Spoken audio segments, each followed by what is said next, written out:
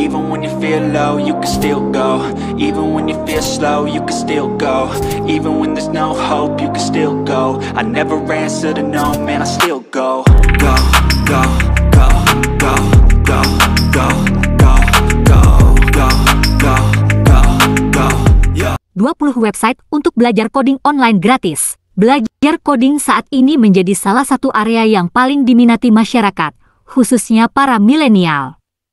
Berbagai bisnis dan perusahaan mulai menyadari pentingnya memiliki website profesional atau aplikasi sendiri. Permintaan tenaga profesional untuk programmer atau web developer pun meningkat pesat.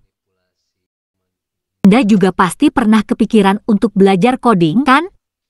Berbagai jenis aktivitas menjadi sangat terbantu dengan adanya website dan aplikasi. Contohnya adalah Gojek dan Grab yang bisa membantu kita memesan berbagai layanan secara online. Nggak perlu ke pangkalan atau keluar untuk membeli makan. Cukup buka aplikasi, lalu sesuaikan alamat, kemudian klik tombol pesan. Seperti yang sudah Anda tahu, website dan aplikasi dibuat dari coding.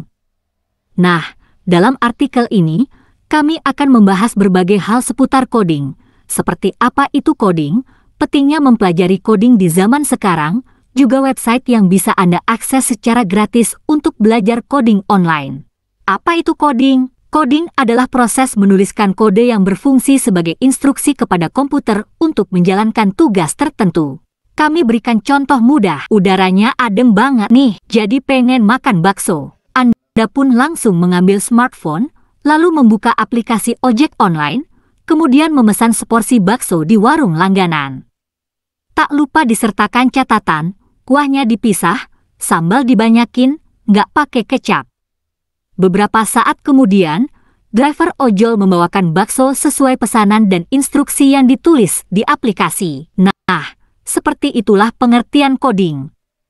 Di sini, penjual diibaratkan sebagai komputer, pesanan dan catatan adalah coding atau kodenya, dan sang driver adalah bahasa pemrograman. Anda tidak bisa langsung berkomunikasi dengan penjual, komputer, jadi Anda menuliskan pesanan dan instruksi, kode, di aplikasi, lalu driver, bahasa pemrograman, menyampaikannya kepada penjual. Lalu, apa itu sintas? Dalam pemrograman, sintas adalah tata bahasa atau grammar coding, seperti dalam komunikasi kita sehari-hari. Jika ada kesalahan dalam sintas, pesan yang diterima pun akan berbeda. Nah, apabila kode yang dimasukkan tidak sesuai dengan sintas, siap-siap saja kalau Anda harus melakukan debugging berkali-kali. Belajar coding itu penting nggak sih? Belajar bahasa pemrograman dan coding akan memudahkan Anda dalam pembuatan aplikasi dan software.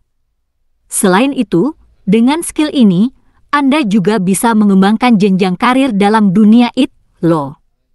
Berikut pentingnya belajar coding, punya keahlian untuk menjalankan bisnis aplikasi dan software. Di zaman yang sudah serba maju ini, siapapun bisa jadi pebisnis. Cakupan bidangnya pun luas, tak melulu seputar sandang, pangan, dan papan. Jika berhasil menciptakan aplikasi yang menjawab kebutuhan pasar, Anda akan untung hingga jutaan rupiah. Tapi untuk meraih kesuksesan ini, Anda harus belajar coding dan bahasa pemrograman web terlebih dulu. Bisa membuat website sendiri. Dengan adanya tool website builder atau aplikasi untuk membuat website, setiap orang punya peluang yang sama untuk membuat website sendiri, tanpa bantuan jasa pembuatan web. Namun, jika menginginkan website yang lebih fleksibel, menarik, intuitif, dan profesional di saat bersamaan, buatlah website dari nol menggunakan kode, misalnya HTML dan CSS, untuk mengembangkan karir agar kian melesat. Bosan dengan posisi saat ini atau ingin mencoba pekerjaan yang baru? Anda bisa belajar coding otodidak untuk mempersiapkan diri memasuki dunia IT. Pekerjaan di bidang ini masih terbuka lebar dan sepertinya akan terus menarik peminat. Langkah-langkah untuk mulai belajar coding. Bagi pemula, coding memang terdengar menakutkan. Bagaimana tidak? Anda harus menghafalkan dan memahami angka serta kombinasi karakter lainnya yang super ribet untuk memberikan instruksi sederhana. Wajar bila pemula bingung harus memulai dari mana. Tapi tak perlu khawatir, karena kami akan membantu Anda memulai dengan lebih mudah. Berikut langkah awal untuk memulai cara belajar coding. Anda harus punya alasan belajar yang jelas. Kenapa ingin mempelajari coding? Apa yang memotivasi saya? Untuk apa coding ini nantinya? Apakah untuk membuat website, software, atau aplikasi?